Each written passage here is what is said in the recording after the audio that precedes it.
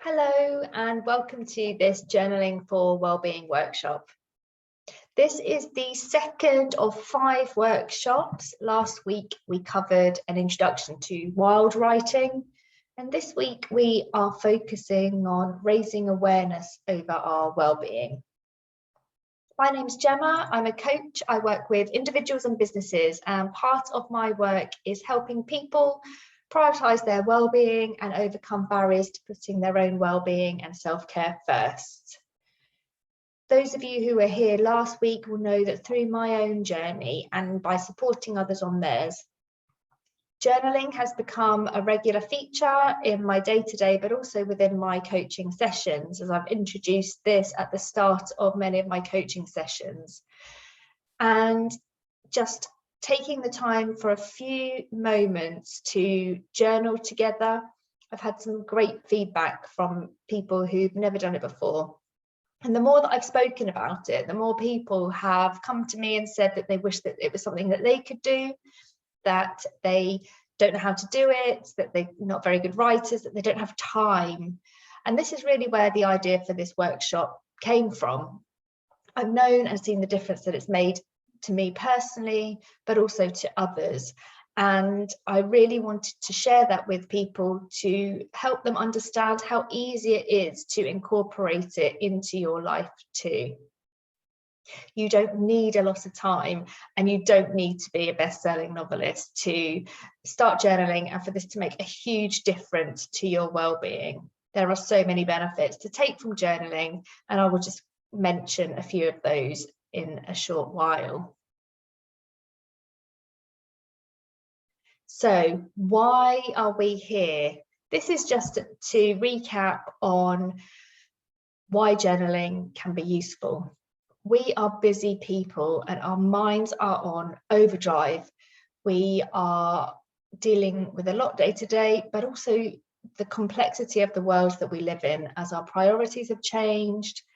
We're living through a pandemic. Many of us are feeling anxious and more overwhelmed than ever before. This is how my mind feels most of the time, constantly full of things that I need to remember, things that I need to do, but also that inner narrative of things I should be doing, things I should be doing better, an inner voice telling me I'm not good enough, that I should be working out more, I should be working harder, I should be a better friend, partner, sister, daughter, all of those pressures to keep going. And we're carrying this all around in our head. And what goes on in our head affects our well-being. And our well-being is the foundation for absolutely everything else in our life. And not only the everything else, but the quality of everything else. So journaling is a way to help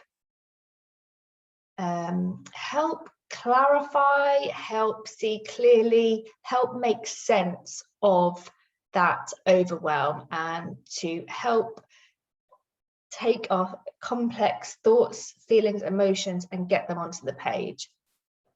Journaling is known for supporting our well-being, reducing anxiety and depression, stress and overwhelm. Writing down your thoughts and feelings improves your mindfulness and ability to be present. It helps improve your memory and it helps improve your sleep, which is a foundation for your well-being.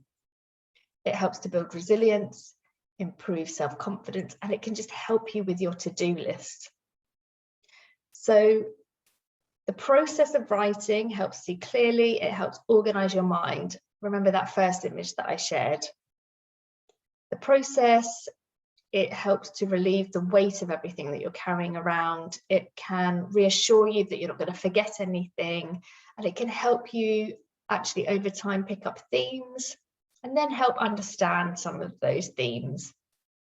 And just by doing that, it's often enough to feel more in control and feel better about yourself. There are a number of different tools and techniques you can use to support your journaling, but I do say that you don't need any of that. Simply having a blank piece of paper and a pen and just starting writing is enough to help you feel better. If you don't know what to write, you can start by writing, I don't know what to write. and that sometimes is enough to help unlock the flow.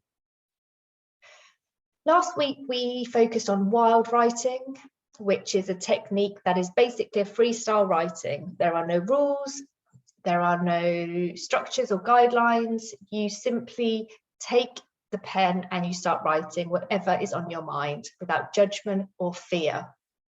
I do this for 5 minutes a day. I set a timer, and I'm always amazed at the amount that comes out onto the page. Last week, I received such good feedback about this technique that we're going to do it again here today. So I'm going to ask you to set your own timer, grab a pen and paper, and reflect on the question, what is on my mind today? And remember, this is for your eyes only. Nobody else is going to see this piece of paper. You can't get it wrong. You can always throw away your notes after this session, and even doing that has shown to have the same benefits as keeping a notebook. So after the 5 minutes of wild writing, we're going to come back and I will give you some further prompts to reflect specifically on your well-being.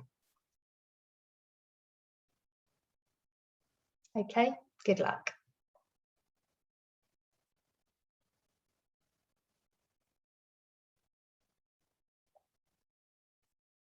So when you come back from your 5 minutes, take a minute or two to reflect on each of these questions. Now, these are helping you bring awareness to your well-being. We use prompts to take us to a different level of our journaling experience or to deepen our reflections.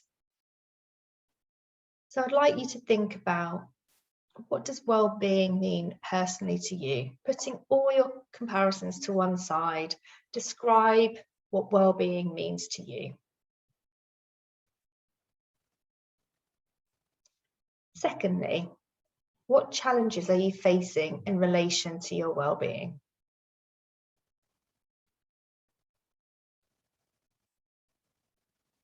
Thirdly, what compassionate things would you say to your best friend if they were faced with the same challenges?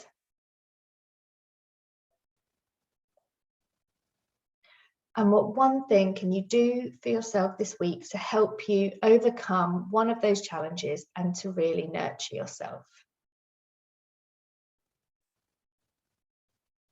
Amazing. Thank you, everybody. If you have any feedback or you'd like to know more, please get in touch. I look forward to seeing you again next week. Take care.